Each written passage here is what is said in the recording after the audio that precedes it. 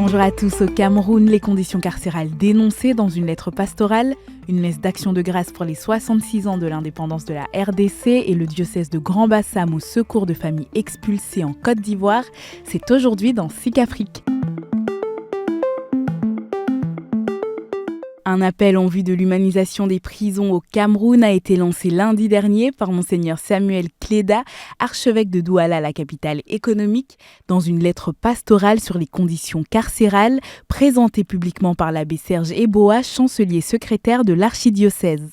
Les cellules de garde à vue dans de nombreux commissariats et brigades de gendarmerie sont des cachots qui ne respectent pas les droits humains. Ces cellules sont surpeuplées, sans aération, sans lumière, sans literie. Les détenus dorment à même le sol, sur du béton nu et insalubre. Ils n'ont pour sanitaire qu'un seau par cellule. Pour Monseigneur Kleda, les prisons camerounaises sont de vrais couloirs de la mort, dépassant pour certaines les 500% de surpopulation. Il dénonce également une réalité plus cruelle pour les femmes.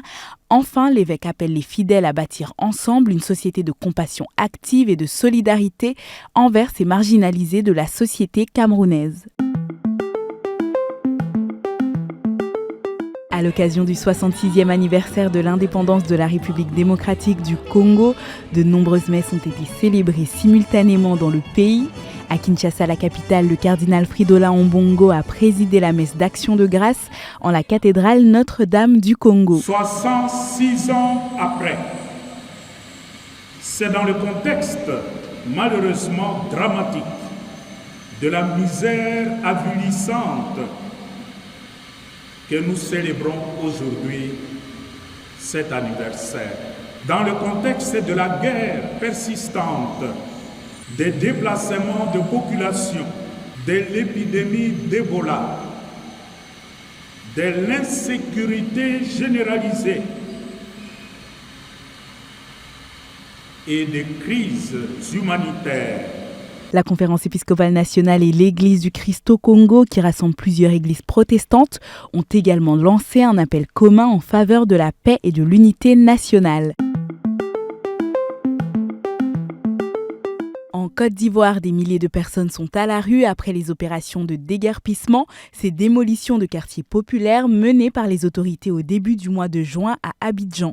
Face à cette crise, le diocèse de Grand-Bassam s'organise pour venir en aide aux familles délogées, explique Monseigneur Jean Bonzo Kouassi, vicaire général du diocèse. Les écoles catholiques sont qui sont nés dans le sens où le comité de crise diocésain peut les utiliser pour pouvoir aider ceux qui en ont besoin. Pas forcément faire le délogement, mais savoir au moins garder ses habits, ses bagages, peut permettre à la personne d'être soulagée et de chercher à trouver une solution.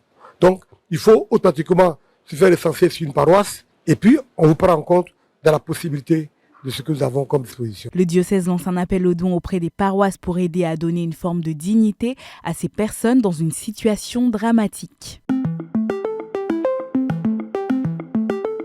Les catéchistes de Ziguinchor au sud du Sénégal ont fait le bilan de l'année pastorale écoulée lors de leur session diocésaine annuelle les 13 et 14 juin dernier.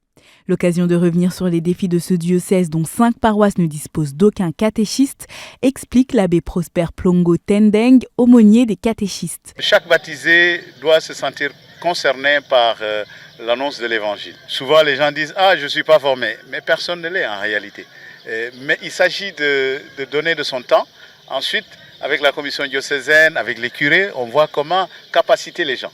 Nous devons nous lever, nous mobiliser pour annoncer l'évangile et puis pour former notre jeunesse qui a tant besoin de connaître Jésus. Monseigneur Jean-Baptiste Manga, évêque du diocèse, a également mis en garde contre le vieillissement des catéchistes, invitant les plus jeunes à prendre la relève. Et on termine sur ces images du pèlerinage des choristes de l'archidiocèse de Brazzaville qui a eu lieu la semaine dernière à Linzolo, au sud de la capitale congolaise. 2 jours entre prières, méditation et temps d'enseignement sur le rôle des choristes organisés par la commission diocésaine de musique sacrée. Nous prenons le ferme engagement de veiller au respect du sacré, de fuir l'orgueil des stars qui nous plongent dans la mondanité des cabarets, de rejeter les divisions, lesquelles prennent déjà leur enracinement en nos cœurs. plus d'exhibition, plus d'insanité dans nos veillées funèbres et partant un respect strict du schéma d'animation proposé par la Commission diocésaine de musique sacrée.